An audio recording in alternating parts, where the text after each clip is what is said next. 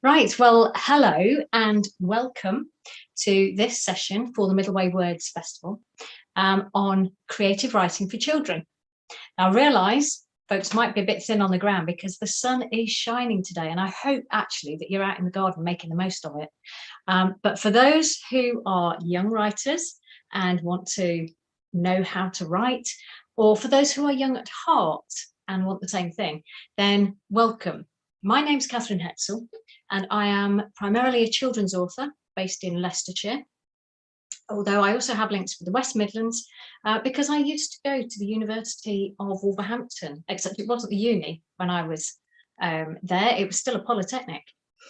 But I'm going to tell you a little bit about myself in this session, and then we're going to work through one of my favourite prompts so that you have a chance to plan out a story for yourself and work on it at a later point. So without further ado, as I said, my name's Katherine Hetzel. I didn't always want to be a writer at all. I was actually a scientist for many years until I had my family. And I've always loved writing, but it got to the point where for a job, I was told, keep the creative stuff for a hobby. And when my children were small, I got back into writing stories and poems for them. And following on from that, my stories got longer and were published. So I love to write stories. And you can see here, there's a few of my books at the side here. And if you want to know more about them, then do check the videos on the YouTube channel. But the other thing I love doing most as an author is helping other people to write their stories too. And to that end, I go into schools and I talk to lots of young people because everybody is a storyteller. Everybody, whether it's telling me what you did at the weekend or what you had for your last birthday, everyone can tell stories. And I put all the kind of information and advice that I give in my sessions in schools in a book, Squidgy's Guide to Super Stories and Becoming a Better Writer. Now, I am Squidge, that's a nickname. And why do I write fantasy? Why have I put the book together? Well, it's because I believe everyone can tell stories. So if you've got a pen and paper at the ready, are you ready to get started?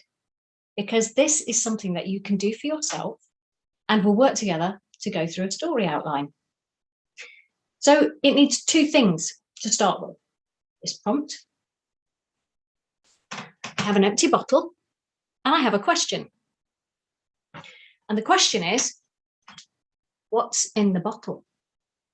So if you're live at the moment, have a look in the chat and put what you think is in the bottle. Mine's got nothing in it. What would you have in it if you were using this as the basis of a story? So by all means, add some ideas.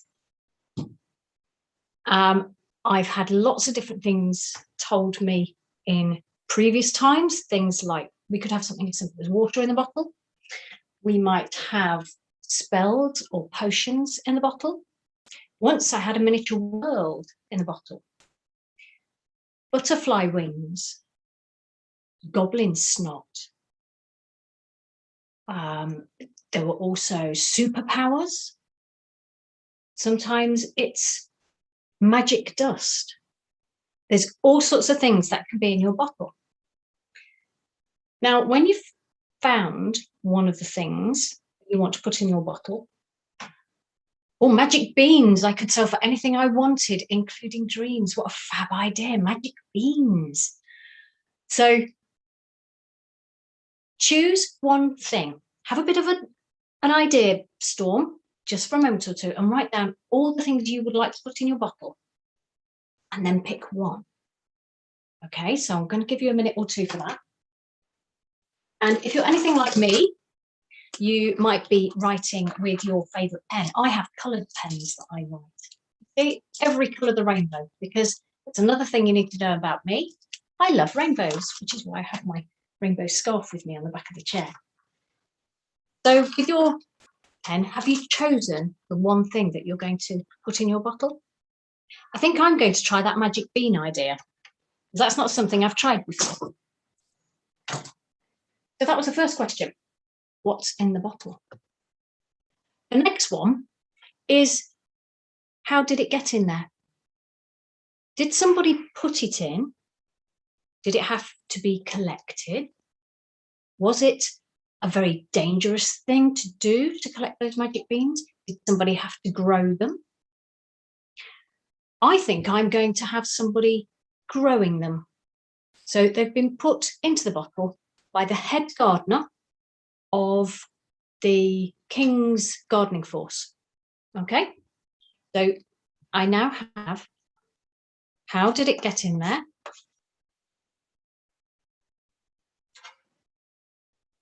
Someone said they've left by the tooth fairy. Beans for teeth. Oh, I can think of a few people out there who might not like that. I think they would much rather have the coins than the beans, but hey ho, we'll see how it happens. So you now have a list. You have what is in your bottle. Mine's the magic beans, remember? And how did it get there? Mine's because of the head gardener at the castle. I'm just writing it down on my chalkboard so that I remember. Now, that doesn't look like much of a story, does it? And one thing I want to say to any young writers out there is that actually stories don't turn out looking like this in a book form to start with. Let me show you one of mine.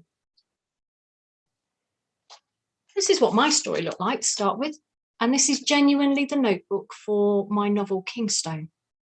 You can see that there are notes in the margin, scribblings out, arrows and extra notes to myself, because I always work out my stories in a notebook, normally with a spiral bind, so that I can then clip a pen on the edge as well, and I've always got a pen to hand. The stories don't turn out straight away looking perfect, and today we don't need to make a perfect story. We just need to get the ideas down, capture those ideas, and then you can write the story later.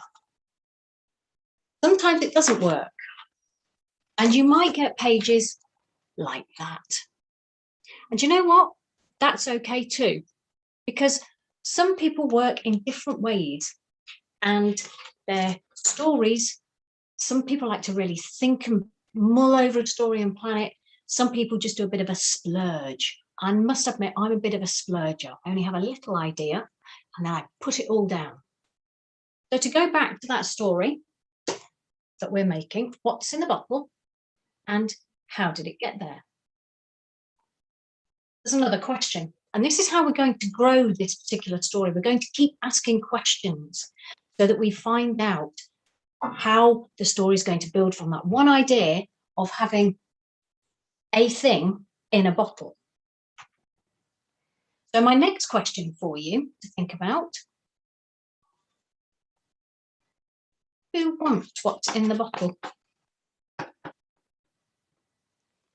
If they're magic beans, is it somebody magic who wants them? If they're magic beans that will grant every wish, is it somebody who is desperate for something to happen? Maybe they have somebody who is not with them and they want to magic bridge to join them. I've just seen that everyone wants them, but they're not for sale. So how might we persuade somebody to sell? Or maybe this is where our story starts to develop. We ask questions. What if somebody wanted to steal those magic beans? See how it works? Who is it that's going to plan to steal them? And why? Okay, so we've got who wants it, why. Now, you might be thinking about this already. Your brain might be throwing ideas out left, right, and centre, going, oh, I know just who's going to want it and who's going to have it and what they want it for. And you might be sitting here thinking, oh, I don't know. I've no idea who wants it. That's okay.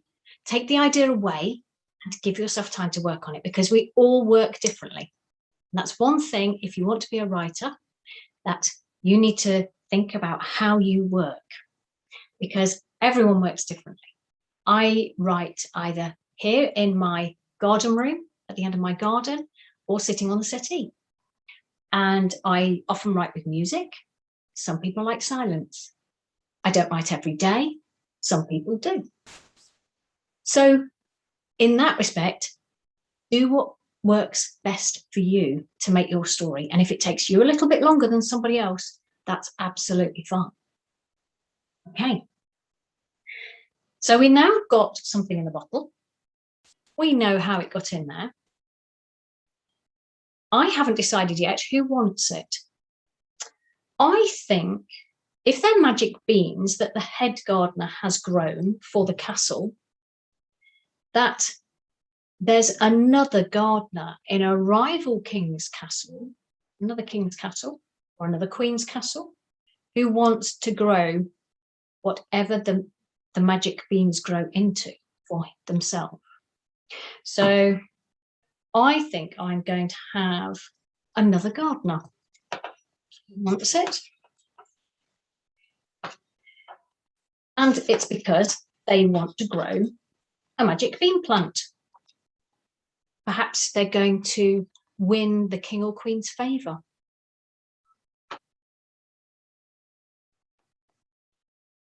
They've got a magic bean plant to give to the king or queen. But that sounds fantastic, doesn't it? So maybe it'll be a sale, maybe it'll be a theft, we don't know. But there's another question that we have to add to the end of this. And that question is, what's going to happen when they get it? So what happens? Is it going to be a happy ending for your other gardener? Or is it going to be a bad thing? Maybe they don't grow the magic beans right. Maybe the magic beans grow into dark magic, not good magic. Maybe it's a huge struggle to grow the beans at all. Who knows? Well, answering those questions for yourself will actually give you an outline for a story. And that's one of the prompts that I use in my sessions, because it shows you the different stages of a story. We have a beginning so that we know what's in the bottle and how it got there. If you want a bit of an extra challenge, you can also say who put it in there, because sometimes putting something in the bottle might be a bit of a challenge in itself. So that's my first idea for you to get writing. So what's in the bottle? How did it get there? Who wants it? Why? And what happens when they get it? So you could make it work just as easily with a box. What's in the locked box? What's behind the door? What's in the envelope? It's all about the questions you ask, because those questions will help you to grow your story. Now, some of the other advice I give to young writers is to write lots. Sounds a bit obvious, doesn't it? But you won't get anywhere without practicing your writing. When I was at school, I only knew what an adjective, a noun, and a verb were. They didn't teach as much grammar in school as they do nowadays. And I learned actually by writing lots and by reading lots. If you want to be a writer, read, because you sort of absorb all those words and it helps you to see what that author does to make their story so scary, or what this author does make his story so adventurous and keep you turning the page. You can learn lots just by reading. It's also a good thing to be a noticer if you want to be a writer. So you notice things like, you go to a stately home perhaps, and you see a table with the feet at the bottom carved into claws. What would happen if that table got up and walked away? I saw a man with a very strange hairstyle one day. I don't know if you've seen when horses have their tails plaited and make them all tight and firm. This man had a little tail like that. And I jotted it down in a notebook, and I used that character in a story. So if you notice, you can use all these things in your stories too. And talking of notebooks, always good to have one around. I know a lot of you probably use computers. I find that writing things down in a notebook helps me to solidify the idea. And I have lots of notebooks. I have big one that you saw before. I have smaller ones. I have even smaller ones that then go in a bag when I'm out and about. And this is where I will work out my stories or capture the ideas, the things that I've seen that I might want to use in the future. So what can you do if you don't think you're very good at noticing at the moment? How can you find prompts, get you a bit of a kickstart?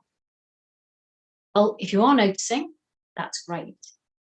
If you aren't, there are lots of different websites and things that will offer you prompts. And a prompt is just something that another writer has thought of, that they got an idea from, that you can use to spark your writing as well. One of my other favourites, well, actually, do you know what? I have too many favourites to mention, but I'll share this one with you. And this is good if you want to have a go at writing something and you're giving yourself a real challenge. This is my story bag. I take it into schools. I fill it with odd objects. I get the children to pull 3 things out of the bag. Okay, so I'm going to go in here now. I'm going to pull out, a horn. Cover your ears. It's a bit loud, isn't it? And a tin of baked beans and a rainbow sock. Just 1, not 2. So what I would do then is say, write me a story that includes these 3 things. And it has to include all 3. Now, I once had the baked bean tin appear with something else in my bag, with a dragon. Now, this dragon didn't breathe fire. He did fire from somewhere else instead because he ate too many baked beans. So there's all sorts of things you can do. Just put some objects into a bag, pull some out at random, and you can make up a story. And again, it's about asking those questions. You know, we ask the questions on the what's in the bottle prompt. Ask questions. Well, who would have that hooter? Who likes eating the baked beans? And what was the other thing? Oh, yes, the rainbow sock. Why would somebody only have 1 sock? That's going to help you build a story. Another thing that you can use are things like, I wonder if you've seen these before, paint chips from DIY stores. And these happen to have some rather lovely names. One of these, that's Caribbean Girl. And this one's called Lights at Sea. They give me ideas for titles. And so you can look around, you can use CDs, song titles. You could use someone else's book, use their title, but write your version of the story. There's so many different things you can do. Now, my stories tend to be fantasy. I like living in a fantasy world when I write my stories. And I'm not sure why I like fantasy so much. I like reading it.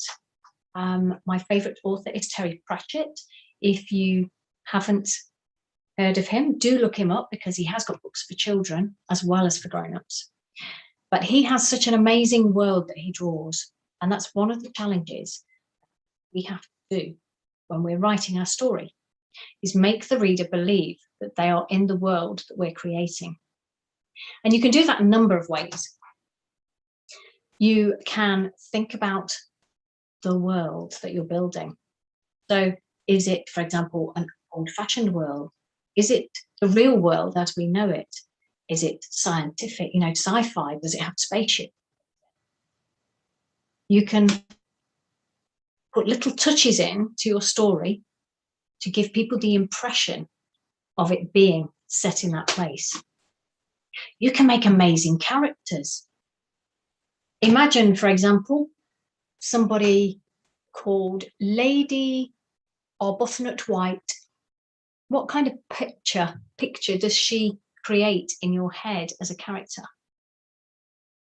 Have a go at writing her. And what about somebody like John Smith? Is he the man that lives down the road and is just an ordinary man, or is he an undercover spy? And he's actually doing all sorts of wonderful, adventurous things. You can make people who you want them to be in stories. And when you're writing a story, you're taking the reader on a journey. You start at the beginning, and very often you give a problem to your characters. They have to solve that problem, and other problems keep coming in the way.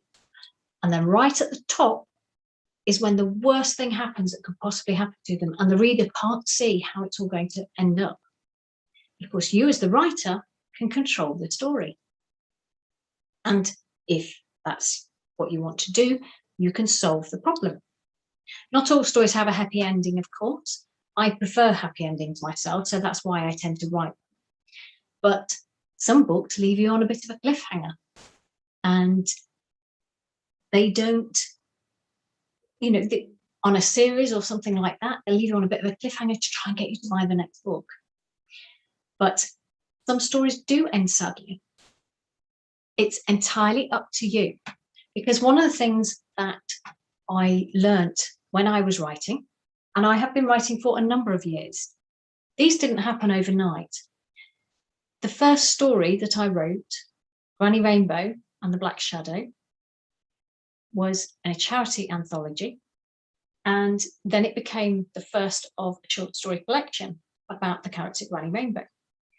And my first novel, Starmark, I'd been working on it for about 10 years.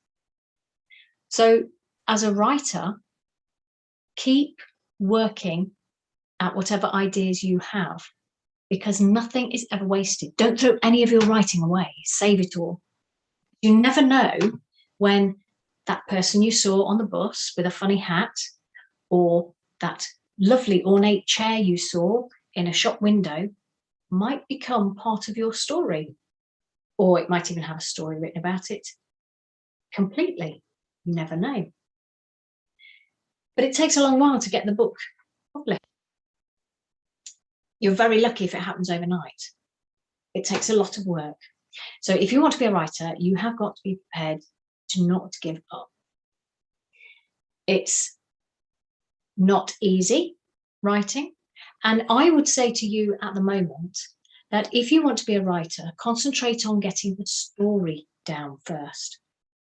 If you concentrate on the story, don't worry about full stops, capital letters, or whether it's got a junction in it, or whatever grammar term you use. Don't worry about that. Just think about the story, because all that extra bit can be added later. You can polish up your stories and make them the best that you can later on. So you need to write lots, read lots, keep everything you write. Don't give up on what you write, because you never know when it might turn into something good. 10 years to get into a book form for my first real story. And it's a great feeling when you get it, but it can take a long time. Keep whittling away at it. Now, the other things that I love to do are come to see young folk and help them to, as I say, to write their own stories. And it would be great to see, if you're watching this later on, whether you've written your story, your bottle story, and I'd love to see it. So do think about sending it in to me. Now, I'm not sure whether there are any questions on the chat, because this is your opportunity to find out a bit more about me or about my writing. So I know Ben's sitting in the Middle Way Words chair today, keeping all the tech going. And I don't know, are there any questions coming in, Ben? There are. Marilyn has asked, what has been the most magical moment for you in your writing career? A most magical moment. I think it was the moment where I got the contract for Starmark.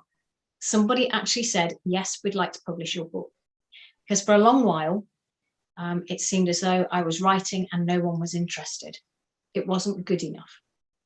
And this was the first time someone had said that they liked my writing enough to publish. So seeing that contract in an email, I went to tell my husband and my children about it, and I just burst into tears. They thought something was terribly wrong, but I was actually very, very happy. So I think that's probably the most magical moment. If I had to think of others, there's one in particular that stands out. When I went to a school and I was told that one particular little boy probably wouldn't do very much, that he would sit in the corner and he had to be watched by the teachers. And that same little boy produced one of the best stories in that session, because for once he wasn't being told that he had to do it a particular way. And to see somebody grow in that moment, to see them being given the freedom to develop a story that they wanted to write without having to worry about all the know-how, is just brilliant, because that enthusiasm then carries on. And this child went on to do great things and improve. So I think that's got to be my other very, very magical moment. Are there any other questions? There isn't any in there. Let's say one for me personally. When I'm assuming you sent out your story for Starmark, as you were just mentioning, to multiple publishers. Would you say how many you sent it out to before you got any sort of response in any way?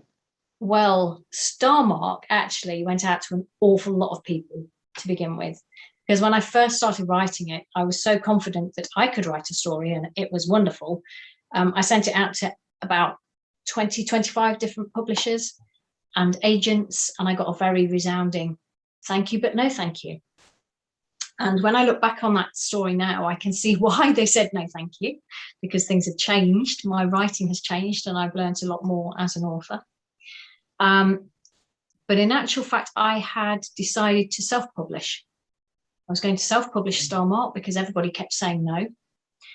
And I sent it off to somebody, to an independent publisher in America, who was looking to get some more books for their children's imprint. And they came back straight away to say, yes, please. So in its almost final format, I only actually sent it out once, but it went out a lot of times in the very early days before I realized it wasn't good enough really to be sent out. And the publisher that I am with, Bedazzled Ink, based in America, in California, they take sort of first refusal on any of my books now. So it's great. I have a relationship with them. So I've not had to go and find anyone else, which is fantastic. That's very good then. I've not got any more questions for me, and there's been no more in the chat at the moment. Okay. I don't know if there will be any more that come in, but do you have any way that people can contact you if they do have any questions for us? I do. People can contact me on my website. They can find me on my blog. Squidgy's Scribbles is my blog. So if you look out for me there, you can contact me via the blog. I'm also on Facebook, just as me. I don't have an author profile, and I'm on Instagram as well. But yes, you can certainly contact me and ask me questions and find out a bit more about me. I'm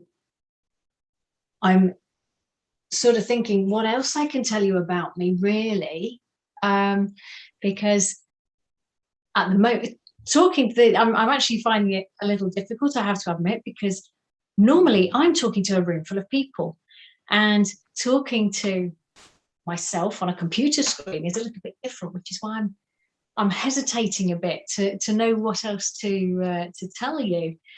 But I would just encourage anyone that wants to write to have a go. Success isn't always measured in how many books you sell. I'm not a very well-known author. I measure my success in how many children I can get reading, and how many adults as well sometimes, because they have enjoyed my stories as well. So it doesn't have to be that you get your book on a bookshelf in a bookshop, because sometimes it doesn't go that way. Sometimes you publish for yourself or for family or friends. And reading, actually getting into reading, I always say to people, if you don't enjoy reading, you just haven't found the book you enjoy reading yet. And I do some part-time work. I'm a volunteer librarian at a primary school, and I love helping the children to find the kind of books that they're interested in.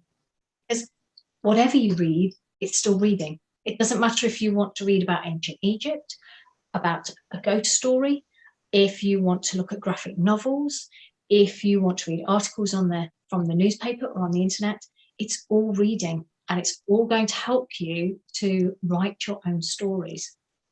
So yeah, do contact me and find out a bit more about the books, and about myself and about the creative things I do other than writing, on my blog.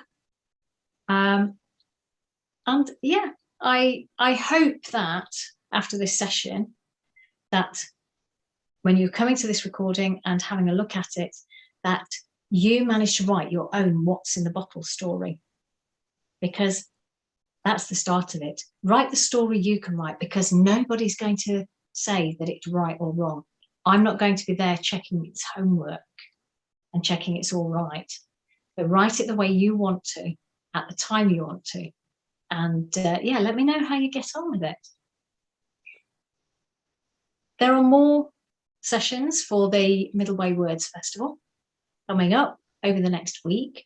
Do keep an eye out on the YouTube channel, where you can log in and see sessions live and after the event.